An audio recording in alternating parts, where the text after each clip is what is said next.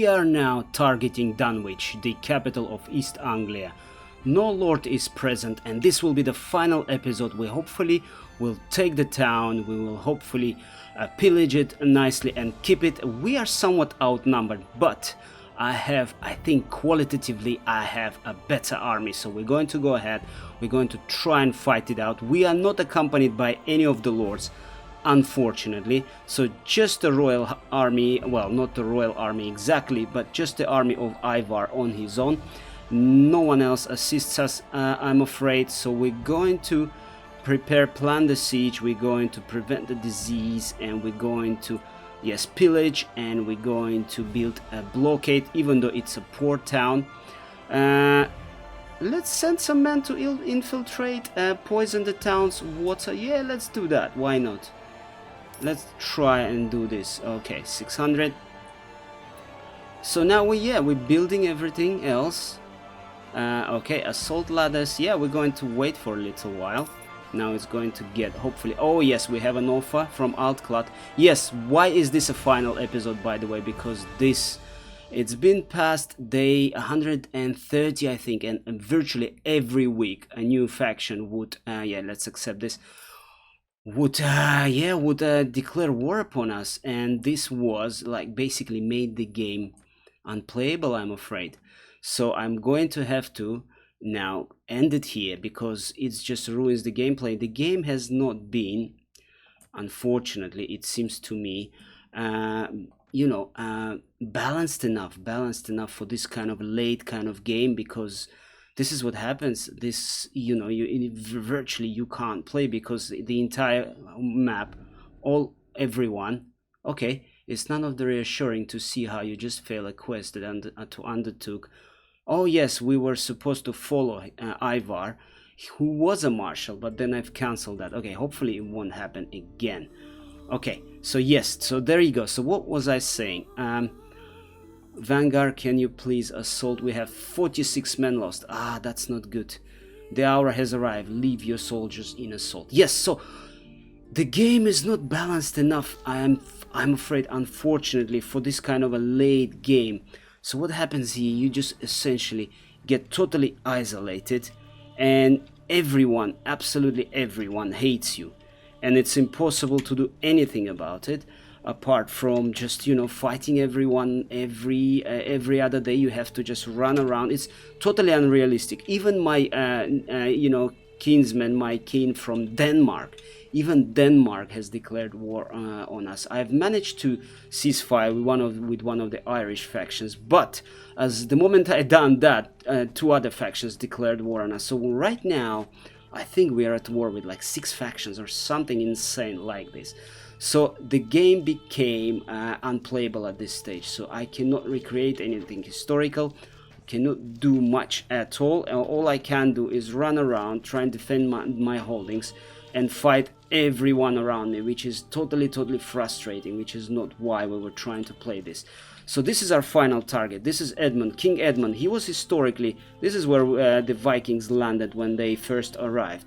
They came here, he supplied them with the horses, he supplied them with other things, and they went on to conquer Northumbria. So the second time Ivar arrived here in East Anglia, he refused, Edmund, king of the place, refused to cooperate. And so what happened, he was defeated, and yes, they made him a target for their archery, and then they dumped his body. He became a Christian saint, and yeah, he decided to make a stand. So what we're going to do here, we're going to hopefully take his capital, and we're going to end it here. So to kind of recreate this bit of, historical realities here. And yeah, we shall see how that's going to go. But yes, very good shot there. Ivar was also, trying to, unsuccessfully, they were trying to fight with Wessex. And they destroyed Mercia, almost destroyed it. And then he also conquered Altclat, is this faction, Scottish faction, on the border of with Scotland there. It's one of the strongest fortresses in Britain, Altclat's capital, also called Altclat. And this is what it was. So he then proceeded to move on to Ireland. Some say that Ivar died died in Ireland. We do not exactly know that, but yeah, there is another version where it says that he actually, his body was found in Repton in England, and there was a Viking's body found, and he was a tall person, about 2 meters tall, surrounded by 250 other corpses, and we assume that this perhaps was Ivar. So some theories state that he ended his days in Ireland, trying to reconquer it, but some say that he died in England. So we don't exactly know. They did come from Ireland. I think this is the consensus nowadays, that the Great Heathen Army, Ivar, came from Ireland rather than coming from Scandinavia, as originally was thought. They came from Ireland, and that's how they managed. That's how they assembled then with other Viking lords. They've managed then to, who are they shooting at here? Yeah, to overwhelm. Oh, there you go. Okay, yeah, I see now what's happening here. They managed to overwhelm Northumbrians and all other factions, many other factions in England, Mercians among others, and Alfred of Wessex was trying to help the Mercians with his brother, and unsuccessfully. He came in, it was too late to assist, unfortunately. So yes, there's a fascinating story of their conquest, but I cannot replay anything. I did not destroy, I annexed much of Mercia, as was historically plausible, and as was originally planned. However, it just becomes, it's just a grind, and at this stage I do hope the game has still been patched, by the way, to the credit of the Britain Walder Studios. It's still amazingly, after all these years, it's still been patched, which is absolutely fantastic. So I do hope maybe if the game is still supported later on, perhaps they would consider doing something about the late game. It just needs some balancing, I think, in my opinion. It's not really any, introducing any new features per se. But I don't know, because the game has ended the development cycle. It's just bug fixing right now. But I think it is a bug. To me, it is a bug, especially considering you can actually start the game in a royal mode, but then 100 days into it and you can't do anything. Like, you literally cannot play, because everyone hates you, everyone's against you. Like, as soon as you make a little headway, it's just impossible to proceed. And that needs some balancing. I think it's just some balancing issues there. It's not really introducing any new features or any of the sort, in my humble opinion. So we shall see. Maybe they will do that, or maybe not. But it's still amazing studio. I really enjoy this game, and with all the things, with all the issues, the game has minor issues, I would say, I still love it. I absolutely love it. I think it's the best mod. I would argue it is actually, to me, it's more appealing than the original Bannerlord. Bannerlord, we were waiting for the Bannerlord, of course.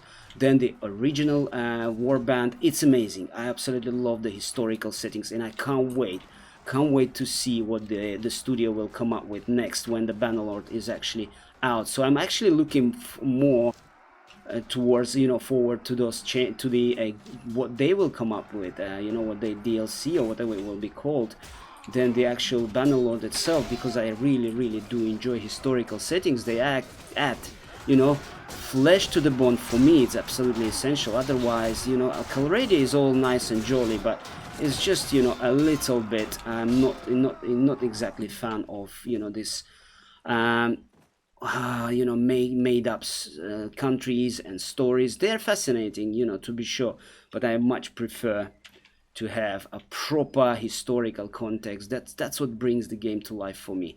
Replaying it historically, following these expansions, following the conquests, looking, interacting with the characters, historical characters like Edmund here we have, who's unfortunately absent at the moment.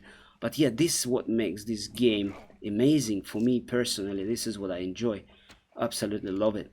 So let's see. So this is it. We're almost done here. I was hoping actually to sail here, buy a couple of boats, and actually, move on and do a naval assault, but it's impossible. It's just the game came to the point when I can't play it anymore. It's just either running from one spot to another, constantly defending one stronghold or another, fighting against the entire map. or just calling it quits and just moving on. So battle 1. All right, so here we are now. Here we are. How many men have we lost? 221. What heavy casualties? 80 men were killed. They lost all of their men. So we're going to see. We have, yes, we don't have anything decent here, although there are some Vikings here. Freemen and, sorry, peasants were they? All right, let's see. Let's just grab all of this folk. And let's see, I want to plunder the place as well if I can. And let's see what we're going to... Yeah, share the loot. I've actually plundered one place before arriving here already. So I'm kind of coming loaded here. So one of the, forts has been taken and properly ransacked as we would historically. And yeah, so we don't have, unfortunately, much room, but there isn't much loot here either. It's all cracked javelins and all this nonsense. Okay, so there you go. Let's see. Okay, I cannot plunder it. There's no point. I have no slots available. Okay, so let's just defer. Yes, there you go. All right, fantastic. So we're done here. We are basically done. So the dunnage is now ours. Is there... Oh, there is a ransom broker. How nice. So we sold everything we could. Okay, traveler, sailor. Okay, sailors, we don't want the sailors, really. Okay, thank you so much for watching. I will continue with this. I will continue definitely with this time frame. I will be doing perhaps with games, Total War game, Thrones of Britannia.